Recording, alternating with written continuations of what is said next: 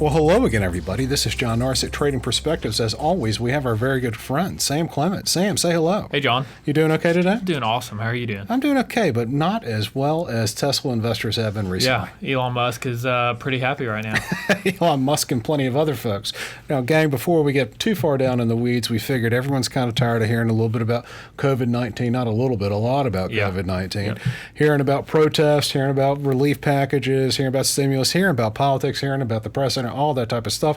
However, really what we've seen going on in Tesla Incorporated has been nothing short of a shocking, really, since the end of June of this year, but really since the middle of last year, it's been on absolutely a huge tear. And this is the point in the program, Sam, where I've got to say Oakworth Capital Bank does not make a market in Tesla shares. We are not big purchasers of it. We don't hold it to any great degree. I don't own it directly and all that good stuff. But Sam, I mean, here we have gone from a couple $100 maybe last year. Yeah, high 100s to topping out below around 1,800 a share. And, that was yesterday, right? Yeah, as we're sitting here talking around 15, 20, 30, something like that. It's around 15, 19 it closed today. I mean, and today is the 14th of July. And you're sitting there going, what in the world is going on with the stock? It was at $10.79 at the end of the quarter. It's up over 40% really in less than 2 weeks. Sam, I've got to ask the question everyone wants to know, inquiring minds want to know, what gives? Well, I think if you didn't know what the company was and you just told me the stock went from 200 to say $1,800 in a year's time frame, I'd say, what changed? What happened to the company? And that's what is so weird about it is not a whole lot has changed with Tesla over the past year. I mean, they've eked out a little bit of a profit, not using legal accounting principles, but by their own measure, they've eked out a little bit of a profit. Easy, Sam. A little bit of a profit, as they would define it. Maybe not how most people would, but anyways, my point is that nothing has really changed with Tesla as far as what the company's done. And making any money. Well, I mean, some of the ratios that when you look at the stock, and here we are, I pulled these off during the middle of the day. It's trailing PE, Sam, is 9,500. It's forward based on some pretty rosy expectations. It's still over 300. PEG ratio, which is the price to equity multiple divided by the growth rate, up over 9. Yeah, usually for a PEG, you'd want what, under 2 would be a pretty good. Under 4, it's expensive, and then 9 is off the charts. You're looking at debt to common equity up over 200%. You're looking at a compound annual growth rate around 15.5, which is pretty good. I'm not going to say that it isn't, but at the same time, Sam, a compound annual growth rate of 15.5 in a mature industry, is that worth a trailing 9,500 PE multiple and a 330 moving forward based on some very robust expectations? I mean, why do people love this stock the way that they do? And I'll ask you a question. I mean, it's just like, understand that Tesla makes vehicles, and you can take a look at their income statement. They get 94% of their revenue from automobiles. They get some measure of money, let's call it 3% from solar energy storage and solar panels. And then another 3 from servicing their vehicles. So that's kind of what their income stream is. Not all that diversified, maybe arguably not even as diversified as some other huge automobile manufacturers, and yet we're valuing this company at such magic multiples. Sam, consider this. And you're kind of wondering where the question is. I'm going to get to that question, Sam. When you take a look at the market capitalization of Tesla and compare it against other automobile manufacturers, it's astounding. We're looking at Tesla as $280 billion in market cap. As of yesterday, GM had 36 billion. Ford Motor Company, 24 billion. Chrysler Fiat Chrysler, 16 billion.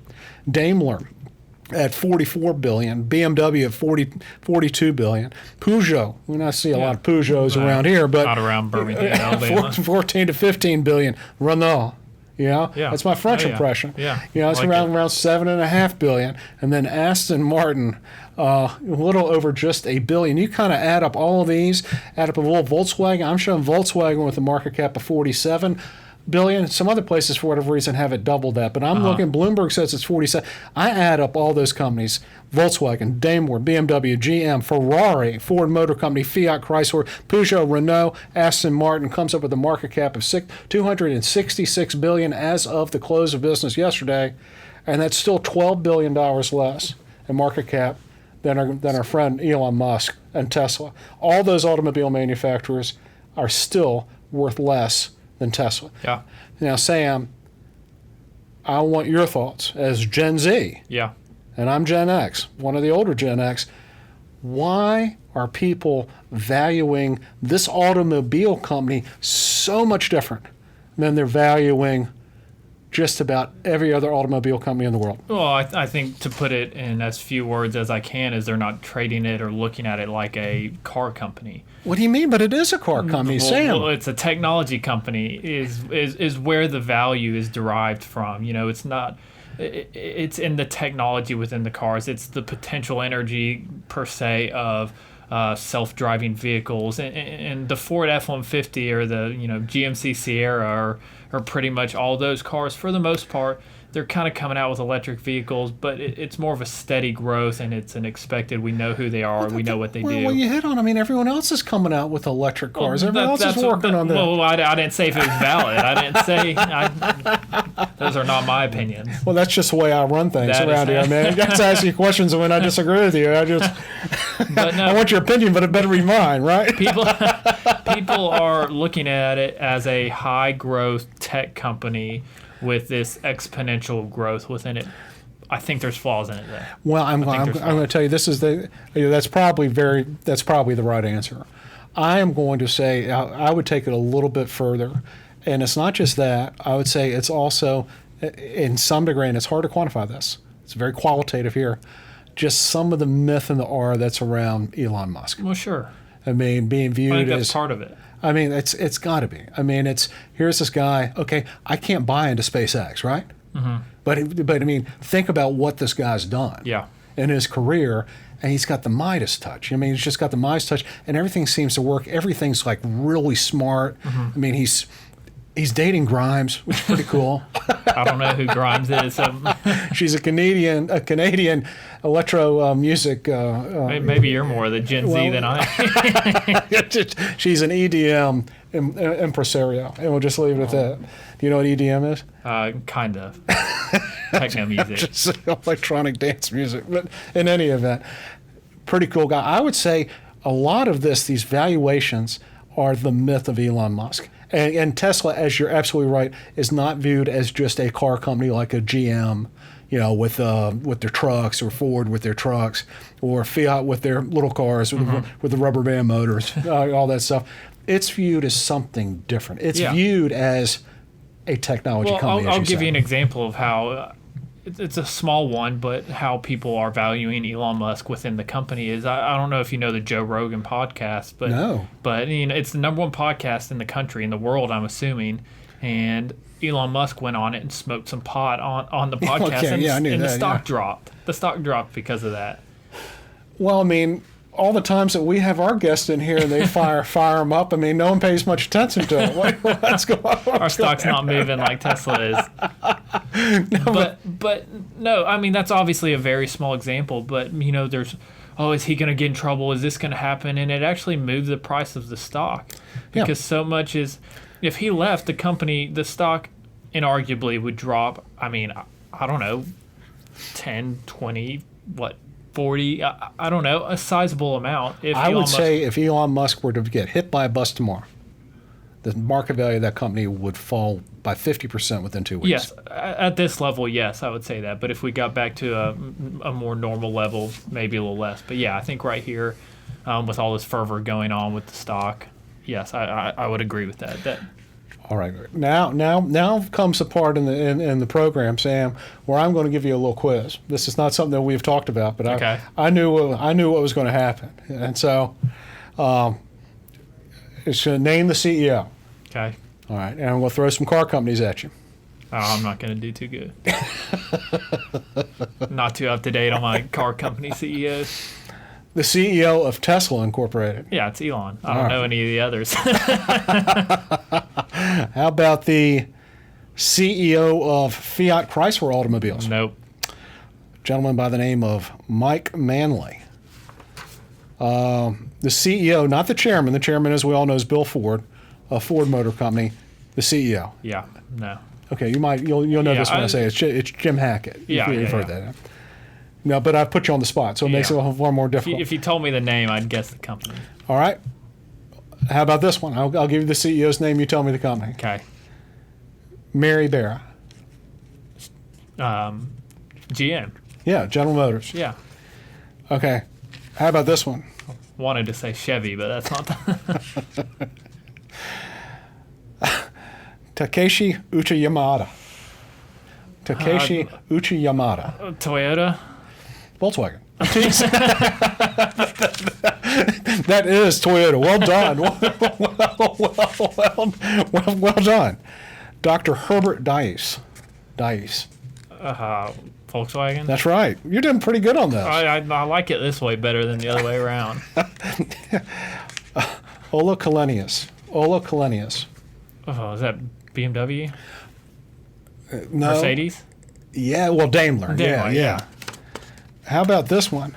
Carlos Tavares. Peugeot? That's awesome. You got that right, man.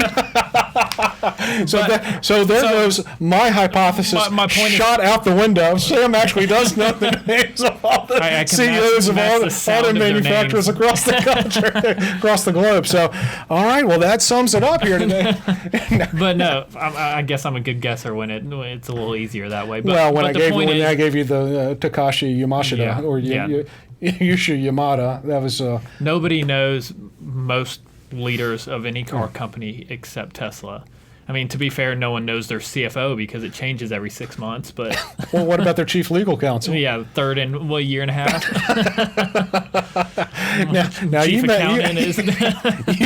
Listen, you mentioned something the other day, talking about what's going on in the derivatives market with the company. Why? Explain a little bit about what's going on and why you think that's interesting. Yeah, there's just some very abnormal stuff going on, especially with a company like Tesla. You usually see more of a equality in the amounts of calls and puts throughout the options ladder. We won't get too into the details, but there is a heavy overweight to the calls. And when you look at the calls, people are buying $1 million+ worth of premium for something $1,000 out of the money, so $1,000 higher than the price currently, and that option expires in a week. So there's people loading millions of dollars into something that, if it doesn't rise another $1,000, is going to be worthless. But what that does is it starts.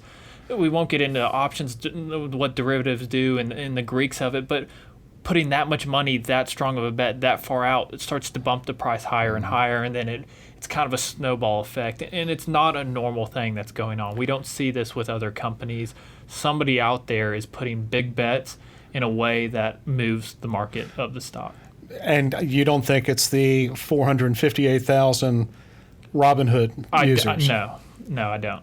Because, I mean, apparently the folks on Robinhood are gobbling this up like nobody's business. It looks like a very concentrated effort from one or maybe a few individual sellers. Wouldn't that be strange if it was one Elon Musk? Would be. I'm not saying it is, but it does look like, whether it's somebody who already just has a big position and they know that. But we've seen this going on for what, 4, 5, 6 months now. Even back when it was 200-300, it spiked to 400, and we've seen this just stuff going on in the options market that there's really not a logical, first of all, explanation for it. You don't think it's Bill Ford, do you? It's not Bill Ford. I don't think so. The estate of Lee Iacocca? You think that's? No, I don't think so. Takashi Yusha Yamada? Maybe. I don't know. But no, my point is there's just weird things going on with it, and there's plenty of articles out there. People can look up Tesla gamma squeeze, and the gamma is basically the derivative part of the option that's pushing it higher and higher. But there's just weird things going on with it that don't happen in normal stocks. When I was hanging around the fraternity house, I had a drink called a gamma squeeze one time, but I'm thinking that this is something completely different. That was probably a little more fun. Probably got better dates with the gamma squeeze. cocktail than talking about it. About What options it means. derivatives. Options theory. Yeah, I don't think Beth would have enjoyed that terribly much. But in all seriousness, getting back to kind of Tesla, it has been kind of fun to watch. Now, we have not participated, but I find it very difficult to believe that it's going to be able to continue apace. It just really doesn't make any sense when you consider, Sam, again, 94% of its revenue is from selling automobiles. Yeah.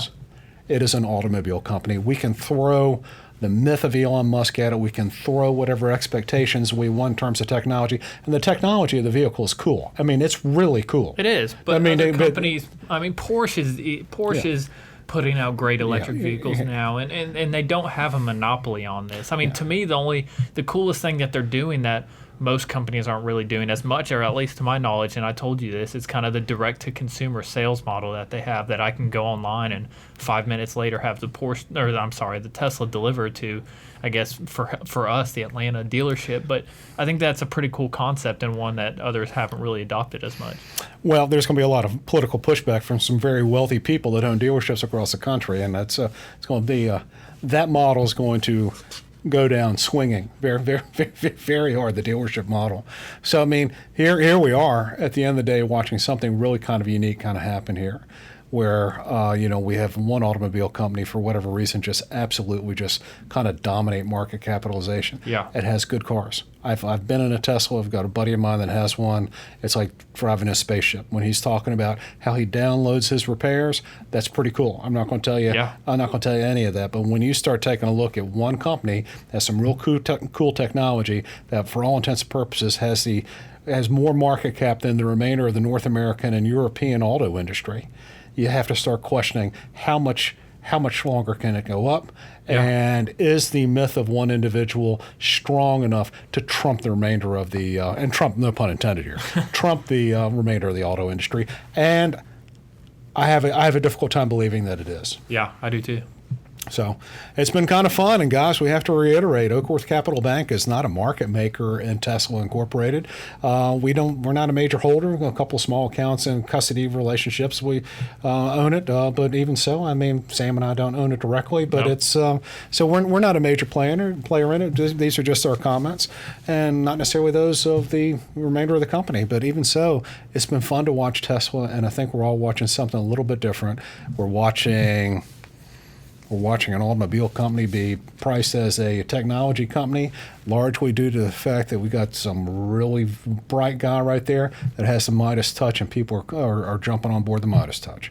Yep. There you have it. Well, guys, thank you all so much for listening. We love to hear from you all. So if you have any questions or comments, please let us know. You can send us an email to tradingperspectives@oakworthcapital.com, or you can leave us a review on the podcast outlet of your choice.